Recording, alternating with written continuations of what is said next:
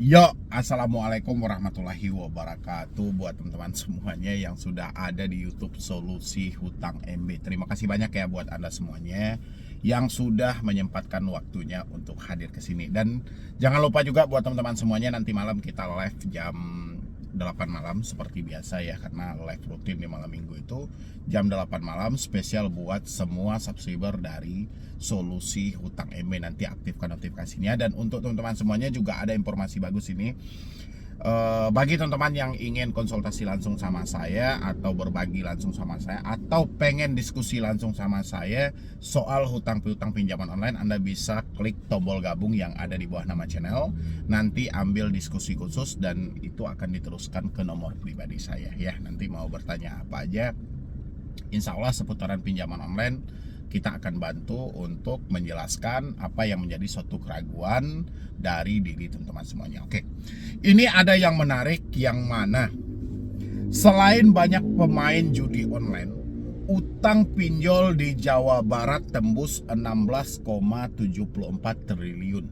Ya, ini saya bacakan dari jurnas.com ya, Jurnas Media Partner, yang mana di sini dari postingan ini menyampaikan Pusat Pelaporan Data Analisis Transaksi Keuangan PPATK melaporkan Jawa Barat Jabar menjadi provinsi dengan pemain judi online terbanyak. Ya, Jawa Barat menjadi pemain judi online terbanyak dengan total transaksi 3,8 triliun dari total 535.644 pemain judi online. Wow, luar biasa ya. Ternyata provinsi ini juga menjadi provinsi dengan hutang pinjaman online pinjol terbesar. Gila. Selain Jawa Barat dulu juga ya, Jawa Barat juga salah satu termasuk. Jakarta, Jawa Barat, Jawa Timur itu tercatat pinjaman atau peminjam pinjol terbanyak dan kreditnya juga banyak macet gitu loh. Sekarang doublenya itu malah pemain judi juga terbanyak di sana gitu loh. Pemain judi online terbanyak katanya gitu ya. Oke. Mengutip dari data Otoritas Jasa Keuangan OJK Kamis 27 Juni per April 2024, jumlah outstanding pinjaman online di Jawa Barat mencapai 473,13 miliar atau sekitar dengan 16,47 triliun. Pinjaman online tersebut tercatat berada di 4 juta 698.374 rekening penerima pinjaman aktif. Wih, gila. Sampai 4 juta. 4.698.374 rekening penerima pinjaman aktif. Ya, totalnya 16 triliun.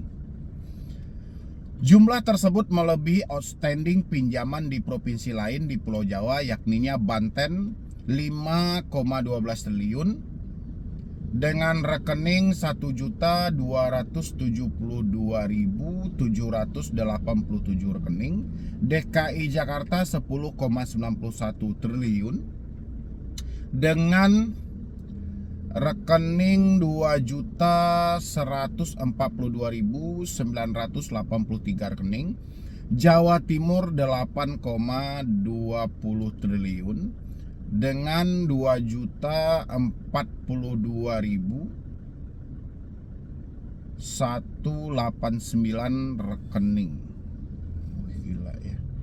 Tingkat wan prestasi karena kelalaian penyelesaian kewajiban yang tertera dalam perjanjian pendanaan di atas 90 hari sejak tanggal jatuh tempo atau TWP 90 di Jawa Barat juga paling banyak, yakninya 3,75%. Tingkat TWP 90 ya, 3,7% dari 16 triliun. Sementara Banten 2,37%, DKI 3,31%, Jawa Tengah 2,6%, Daerah Istimewa Yogyakarta 3,21%, dan Jawa Timur 2,59%. Oke, kita lanjutkan, kita cari beritanya nih yang lebih akurat. Ini menjadi provinsi dengan pemain judi online terbanyak ya, berarti memang bergandeng dia ya, judol pinjol gitu loh ya. Jadi kalau ya sesuai lah dengan asumsi yang kita sampaikan juga, semakin banyak orang main di pinjaman online, kan makin banyak tuh Anda yang depo lah, yang top up lah. Hasil depo Anda ini, hasil top up Anda ini terkumpul, dicuci lagi itu ke pinjol, ya kan?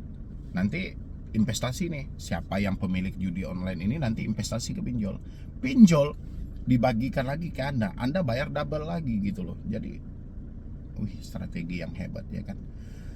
Oke, kita bahas di sini. Warga Jawa Barat paling banyak nunggak utang pinjol tembus 16,55 triliun. Ini 16,55 triliun ya dari CNBC Indonesia. Jakarta, CNBC Indonesia, tingkat kredit macet atau tingkat wan prestasi di atas 90 hari. TWP 90 industri P2P lending terus merangkak pada awal tahun 2024. Adapun Jawa Barat menempati posisi teratas daerah dengan kredit macet paling banyak. Otoritas Jasa Keuangan OJK mencatat TWP 90 P2P lending mencapai 2,95 pada Januari 2024. Hal ini menunjukkan kenaikan 2,93% secara tahun pada bulan Desember 2023. Sementara itu, outstanding pembiayaan fintech P2P lending pada bulan Januari 2024 mencapai 60,42 triliun, menandai pertumbuhan sebesar 18,40% secara YoY. Angka ini menunjukkan peningkatan 16,67% yang tercatat pada bulan Desember 2023. Menurut data statistik OJK, Jawa Barat menempati posisi teratas dalam daftar daerah dengan kredit macet paling banyak. Data statistik P2P Lending Periode Januari 2024 menunjukkan Jawa Barat memiliki tumpukan utang pinjol tertinggi di Indonesia mencapai 16,55 triliun. Ingat ya, tadi menempati juga pemain judi online terbanyak. Sekarang peminjam pinjol terbanyak juga, dan macetnya juga paling terbanyak. Wih, luar biasa ya. Tercatat tingkat TWP 90 di Jawa Barat mencapai 3,77%, melebihi rata-rata nasional sebesar 2,95%. Tingkat kredit macet di Jawa Barat ini mengalami lonjakan sebesar 22,58% secara tahunan dibandingkan periode tahun sebelumnya. Selain Jawa Barat, DKI Jakarta menempati urutan kedua dengan outstanding pinjaman mencapai 11,17 triliun, sementara Jawa Timur berada di posisi ketiga dengan outstanding pinjaman 7,54 triliun. Kan memang itu ya kan, Jawa Barat, Jakarta, Jawa Timur, kan masih dengan hal yang sama ya. Kedua wilayah ini juga menghadapi tantangan serupa dalam hal kredit macet dengan rasio yang signifikan, masing-masing mencapai 3,40% dan 2,80%. Ya, kalau soal kredit macet dan segala macam yang dibilang sama OJK ya wajar-wajar aja gitu loh, karena berapa besar bunga yang diterapkan oleh pinjol, dan lagian mereka pinjam 1 juta, yang mereka terima cuma 650, tapi mereka harus membalikan sebesar 1.200.000, 1.300.000, 1.400.000. Dan lagian sebelum mereka tercatat sebagai kredit macet, itu mereka sudah menghabiskan berapa puluh juta gitu loh, ya kan, untuk memperpanjang, untuk mencicil gitu loh. OJK harusnya sadar dong, seperti yang disampaikan oleh Bapak Presiden. Bapak Presiden menyampaikan banyak masyarakat kita yang terjerat dengan bunga tinggi, ya kan, terjerat bunga tinggi, tertipu karena terjerat bunga tinggi, kata Bapak Presiden waktu pidato 2021 ya kan. Dan habis itu juga ditekan dengan cara penagihan yang tidak baik. Itu kata Bapak Presiden. Tapi yang terjadi apa waktu 2021? OJK bukan malah mencari dari mana sumber masalah ini, tapi OJK malah sibuk melakukan penggerebekan pinjol ilegal ini, penggerebekan pinjol ilegal ini. Bapak Presiden tidak menjelaskan secara spesifik apakah ini terjadi karena pinjol ilegal, apakah ini terjadi karena pinjol legal. Setahu saya, waktu saya melihat pidato beliau itu, beliau cuma nyampein banyak masyarakat yang tertipu, ya kan, terjerat dengan bunga tinggi dari pinjaman online atau P2P lending, ya kan. Habis itu banyak juga masyarakat kecil yang ditekan dengan cara penagihan yang tidak baik.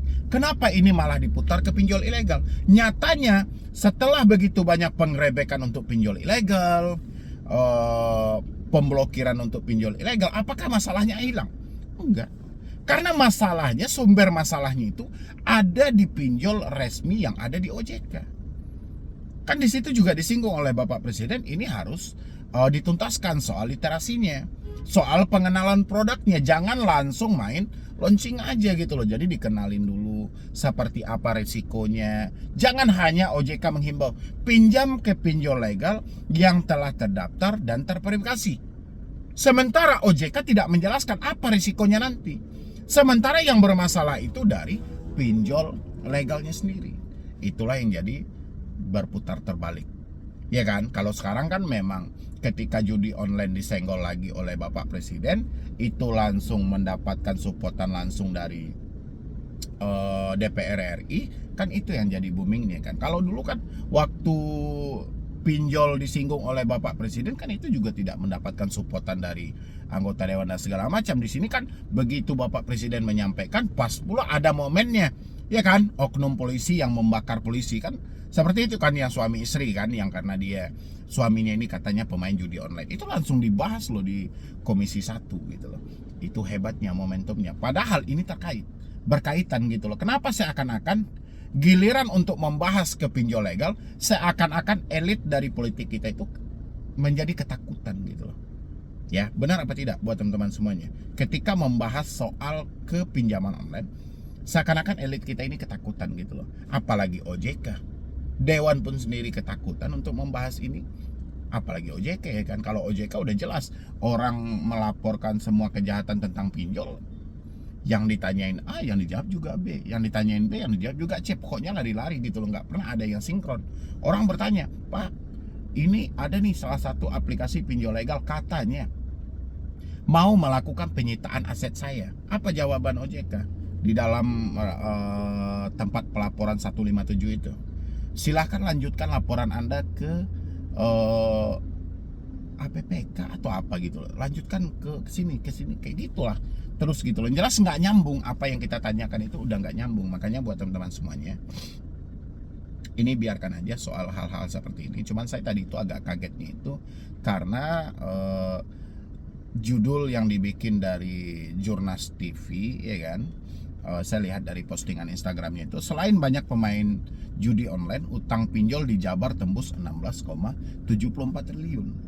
Ya kan, kalau hutang pinjolnya oke-oke aja, karena memang tercatat Jakarta, Jawa Barat, Jawa Timur itu memang banyak penyaluran dana pinjol, banyak di tiga provinsi itu gitu loh.